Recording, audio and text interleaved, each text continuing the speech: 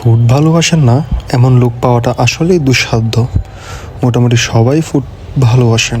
আর এটি হচ্ছে লাভ রুট, মিরপুর 2 নম্বর।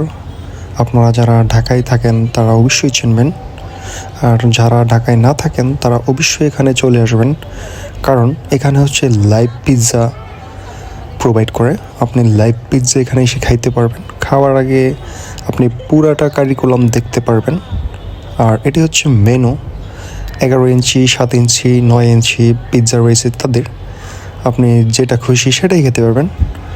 সবচেয়ে ইন্টারেস্টিং বিষয় হচ্ছে আপনি পুরাটা অ্যাক্টিভিটিস তাদের দেখতে পারবেন, কীভাবে লাইভ পিৎজাটা তারা আসলে বানায় আর কি কি জিনিস তারা ইউজ করে। স্পেশালি যারা মহিলা আছেন, সাথে পুরুষও চাইলে পুরোটা জিনিস আপনারা দেখে রপ্ত করতে পারেন যে এইভাবেই হচ্ছে পিৎজাগুলো তারা আসলে বানায়।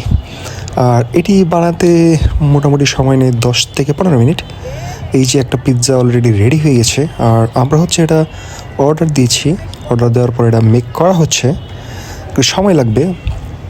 আর ব্যাপারটা খুবই ইন্টারেস্টিং।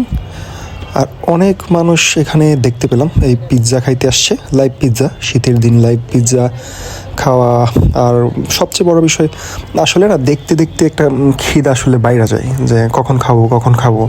লাইভ পিৎজা বানাচ্ছে, দেন হচ্ছে খাইতে হবে। এটা একটু প্যারা লাগে যদিও মনে হয় আমার কাছে, কারণ আমি খাবার অর্ডার দিয়ে বসে থাকতে পারি না, মনে হয় যে কখন আসলে আসবে।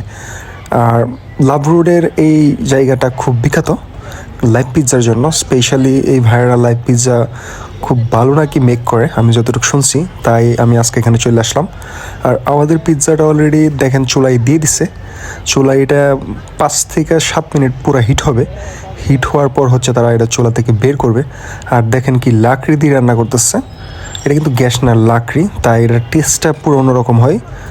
আর স্মেলটা ভালো, খারাপ না। একটু কেমন জানি ধোয়া মনে হয়, কিন্তু ওভারঅল ভালো। যারা অন্যভাবে মেক করে তাদের চেয়ে ভালো।